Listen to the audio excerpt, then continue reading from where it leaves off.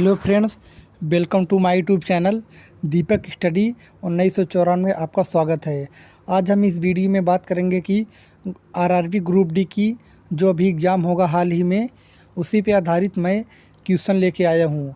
इसमें टोटल हमारा क्वेश्चन इसमें टोटल 25 क्वेश्चन रहेगा और सभी क्वेश्चन जो है वह PYQ के आधारित प्रश्न है। सभी शिफ्टों पर आधारित प्रश्न है जो अभी हाल ही में 2025 में पूछा गया था, जो अभी एग्ज़ाम हुआ था। सभी क्वेश्चन उसी पे आधारित प्रश्न सभी है। वेरी मोस्ट इम्पोर्टेंट सभी प्रश्न है। यह इस क्लास से आपको 2 या 3 प्रश्न आपको देखने को ज़रूर मिलेगा। और जो लोग हमारे चैनल पे नए हैं, हमारे चैनल को सब्सक्राइब कर लीजिए, जैसे आपको आपके पास सबसे पहले वीडियो पहुँचे। चलो हम अपने क्वेश्चन को ओर बढ़ते हैं। इसमें हमारा पहला क्वेश्चन दिया है। सभी क्वेश्चन वेरी मोस्ट इम्पोर्टेंट प्रश्न है। पहला प्रश्न है हमारा, निम्नलिखित में से कौन सा स्थान रोमन साम्राज्य और तमिल राज्यों के बीच व्यापार की पुष्टि करता है? कौन करता है? बिलिनार, सुट्टिक्वेनी, अरिकमेडू, इनमें से कोई नहीं। सही आंसर क्या होगा जल्दी से बताइएगा इसका। क्वेश्चन नंबर 1 का हमारा जो सही आंसर होगा अरिकमेडू। ऑप्शन नंबर सी जो लोग दे रहे हैं उनका उत्तर बिल्कुल सही आंसर है। क्वेश्चन नंबर 2, पिंगली बकाया निम्नलिखित में से किससे संबंधित है? वेरी मोस्ट इम्पोर्टेंट प्रश्न है। पिंगली बकाया निम्नलिखित में से किससे संबंधित है? भारतीय सेना से, भारतीय राष्ट्रीय झंडा से, भारतीय राष्ट्रगान, भारतीय संविधान। सही आंसर क्या होगा इसका? पिंगली बकाया निम्नलिखित में से किससे संबंधित है? सही उत्तर क्या होगा इसका जल्दी से बताइएगा। और आप सबको मैं पूछता हूँ, भारतीय सेना दिवस जो थल सेना दिवस होता है वो कब मनाया जाता है? वो मनाया जाता है 15 जनवरी को। कब मनाया जाता है? 15 जनवरी को मनाया जाता है। और जल्दी से बताइएगा। और राष्ट्रगान हमारा जो भारतीय राष्ट्रगान है वो किसने लिखा था? रविन्द्रनाथ टैगोर ने लिखे थे। और भारतीय संविधान दिवस कब मनाया जाता है? 26 नवंबर को मनाया जाता है। और संविधान, भारतीय संविधान कब लागू हुआ था? 26 जनवरी 1950 को लागू हुआ था। अंगीकृत पूछेगा 26 अंगीकृत पूछेगा जो होगा वो कब होगा अंगीकृत? 26 जनवरी 1949 को अंगीकृत हुआ था। सही उत्तर क्या होगा इसका? पिंगली बकाया किससे संबंधित है? वो भारतीय राष्ट्रीय झंडा से है। भारतीय राष्ट्रीय झंडा से। ऑप्शन नंबर बी बिल्कुल सही आंसर होगा जो लोग दे रहे हैं।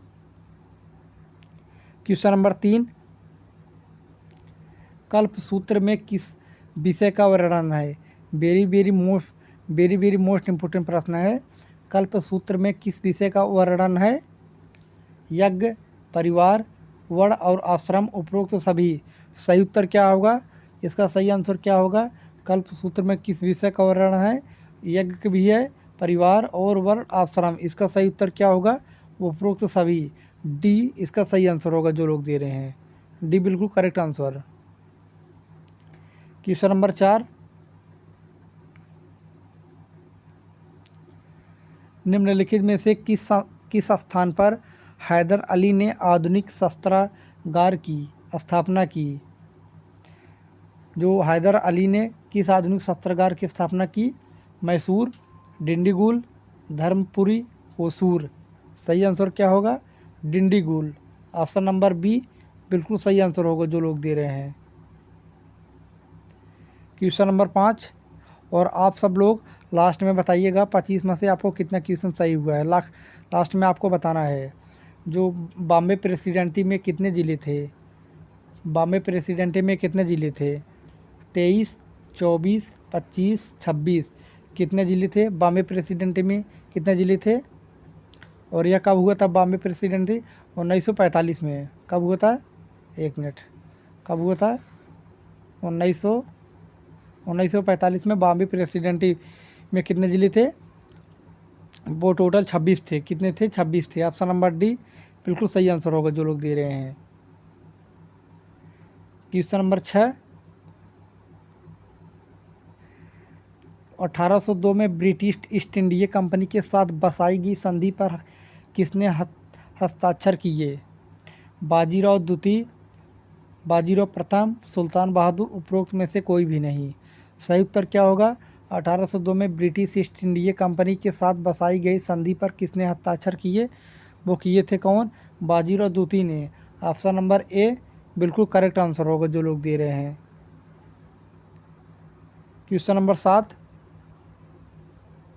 मात्रनामा किस वंश के शासकों द्वारा शुरू किया गया? मात्रनामा किस वंश के शासकों द्वारा शुरू किया गया? मौर्य, गुप्त, सातवाहन, कंडवंश। सही उत्तर क्या होगा इसका? मात्रनामा किस वंश के शासकों द्वारा शुरू किया? क्वेश्चन नंबर 7 का हमारा जो आंसर होगा वो होगा ऑप्शन नंबर सी, सातवाहन। सी इसका करेक्ट आंसर होगा जो लोग दे रहे हैं। क्वेश्चन नंबर 8, निम्नलिखित में से किस खाड़ी को ज्वार भाटा के तेज उतार चढ़ाव के लिए जाना जाता है? यह खाड़ी ज्वारी ऊर्जा के लिए उपयुक्त स्थान है।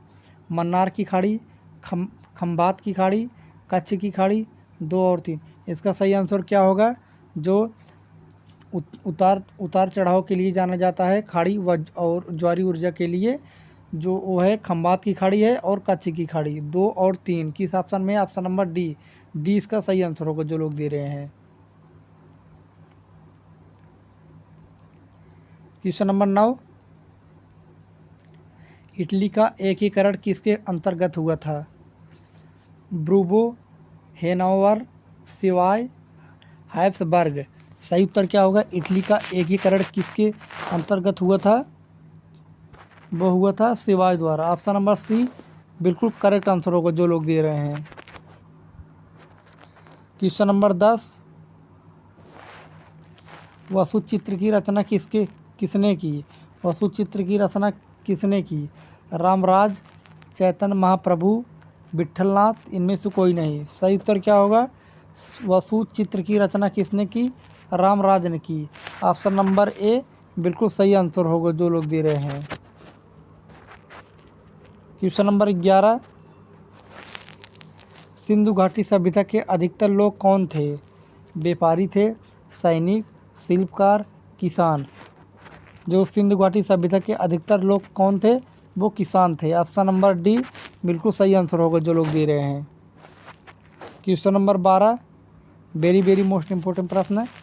यूनेस्को का मुख्यालय कहाँ है? New York, Paris, Moscow, Hague. सही उत्तर क्या होगा? यूनेस्को का मुख्यालय कहाँ है? वो पेरिस में है। कहाँ पर है? पेरिस में है। पेरिस की राजधानी है? फ्रांस की राजधानी। किसकी है? फ्रांस की राजधानी है। 20 का सही उत्तर होगा। क्वेश्चन नंबर 13, अमौसी हवाई अड्डा किस राज्य में स्थित है? वेरी मोस्ट इम्पोर्टेंट प्रश्न है। अमौसी हवाई अड्डा किस राज्य में स्थित है? केरल में, तमिलनाडु, आंध्र प्रदेश, उत्तर प्रदेश। सही उत्तर क्या होगा? अमौसी हवाई अड्डा किस राज्य में स्थित है? वो उत्तर प्रदेश में स्थित है। ऑप्शन नंबर डी बिल्कुल सही आंसर होगा जो लोग दे रहे हैं। क्वेश्चन नंबर 14, प्रथम विश्व युद्ध का त्वरित कारण क्या था? जाराजेवो में ड्यूक फर्डिनेंड की हत्या, फांसीवाद का उदय, बाल्कन युद्ध, राजनीतिक अराजकता। प्रथम विश्व युद्ध का त्वरित कारण क्या था? वो क्या था? साराजेवो में ड्यूक फर्डिनेंड की हत्या। ऑप्शन नंबर ए बिल्कुल सही आंसर होगा जो लोग दे रहे हैं। क्वेश्चन नंबर 15, 1913 में प्रथम बाल्कन युद्ध किस संधि से समाप्त हुआ? पेरिस की संधि, बुखारेस्ट की संधि, लासेन की संधि, लंदन की संधि। 1913 में प्रथम बाल्कन युद्ध किस संधि से समाप्त हुआ? वो लंदन की संधि से समाप्त हुआ। ऑप्शन नंबर डी बिल्कुल सही उत्तर होगा। लंदन की संधि, डी सही उत्तर होगा। क्वेश्चन नंबर 16, निम्नलिखित में से कौन सा यूरोपीय देश चारों तरफ से अन्य देशों से घिरा हुआ नहीं है? हंगरी, कोसोवो, चेक गणराज्य, स्पेन। जो कौन सा यूरोपीय देश है जो चारों तरफ से अन्य देशों से घिरा हुआ नहीं है? कौन सा देश है? स्पेन है। ऑप्शन नंबर डी बिल्कुल करेक्ट आंसर होगा जो लोग दे रहे हैं, Spain. Question number 17, Gautam Buddha वन्यजीव अभयारण्य कहाँ है? बिहार और झारखंड, बिहार और उत्तर प्रदेश और झारखंड, पश्चिम बंगाल और झारखंड। गौतम बुद्ध वन्य जीव अभ्यारण्य कहाँ है? वो बिहार और झारखंड है। ऑप्शन नंबर ए बिल्कुल सही आंसर होगा जो लोग दे रहे हैं। क्वेश्चन नंबर 18, संयुक्त राष्ट्र सुरक्षा परिषद का मुख्यालय कहाँ है? संयुक्त राष्ट्र सुरक्षा परिषद का मुख्यालय कहाँ है? मतलब यूएनओ का कहाँ है? संयुक्त राष्ट्र सुरक्षा परिषद का मुख्यालय कहाँ है? न्यूयॉर्क में, पेरिस, वार्सा, वियना। सही उत्तर क्या होगा? संयुक्त राष्ट्र सुरक्षा परिषद का मुख्यालय कहाँ है? वो है न्यूयॉर्क में। कहाँ पर है? न्यूयॉर्क में। ऑप्शन नंबर ए बिल्कुल सही उत्तर होगा। क्वेश्चन नंबर 19,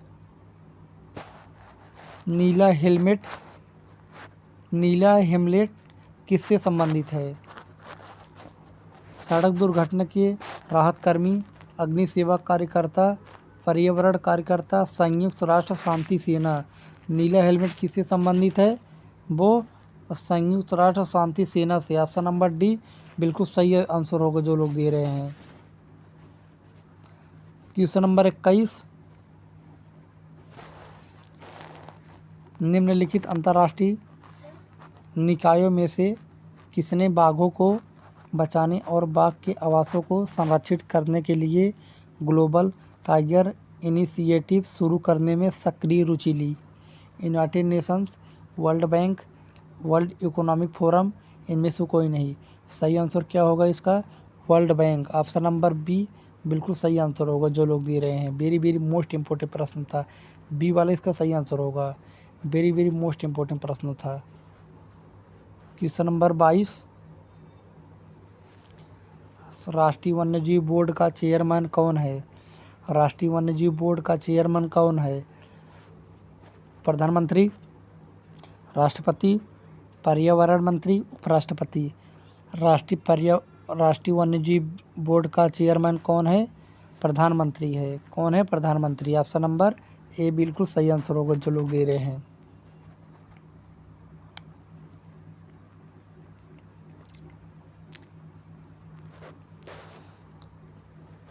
क्वेश्चन नंबर 23, निम्नलिखित कथनों पर अवलोकन कीजिए। तेल व गैस निर्यातक देश लेन देन के लिए अमेरिकी डॉलर का उपयोग करते हैं। अधिकतर तेल व गैस उत्पादक देश एशियाई क्लियरिंग यूनियन मैकेनिज्म का उपयोग करते हैं। उपरोक्त में से कौन सा कथन सही है? कौन सा? आप सिर्फ पहले वाला सही है, फर्स्ट वाला सही ऑप्शन है। तेल व गैस निर्यातक देश लेन देन के लिए अमेरिकी डॉलर का उपयोग करते हैं। पहला वाला सही। ऑप्शन नंबर ए बिल्कुल करेक्ट उत्तर होगा। क्वेश्चन नंबर 24, सरल शब्दों में बैंकों की निम्नलिखित उधार गतिविधियों की वजह से सब प्राइम संकट शुरू हो गया था।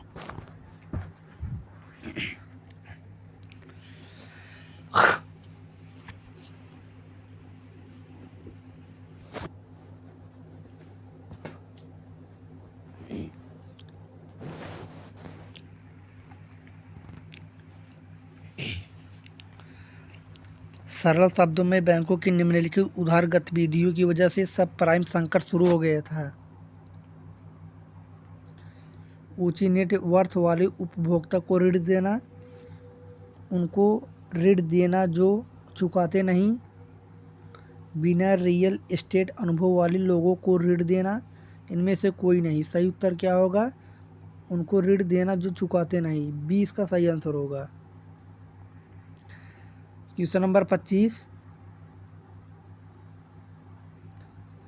निम्नलिखित में से कौन सा कथन सही है? आरबीआई ने रेपो रेट और रिवर्स रेपो रेट 1992 में शुरू की। आरबीआई ने रेपो रेट 1992 में और रिवर्स रेपो रेट 1996 शुरू की। आरबीआई ने रेपो रेट और रिवर्स रेपो रेट 1996 शुरू की। इनमें से कोई नहीं। सही उत्तर क्या होगा इसका? जो कौन सा कथन सही है? आरबीआई ने रेपो रेट जो 1992 में और रिवर्स रेपो रेट 1996 में शुरू की थी। ऑप्शन नंबर 20 का सही आंसर होगा। रेपो रेट पूछे जो रेपो रेट पूछेगा 1992 में और रिवर्स रेपो रेट 1996, मतलब 4 साल बाद। याद है, ऑप्शन नंबर 20 का सही आंसर होगा। दोस्तों आशा करते हैं आपको वीडियो पसंद आई हो और सभी question very very most important था। आज की क्लास हमारे यहीं तक रखता है, और जो लोग हमारे चैनल को नए हैं हमारे चैनल को सब्सक्राइब कर लीजिए। मिलते हैं अगली वीडियो में। जय हिंद, जय भारत।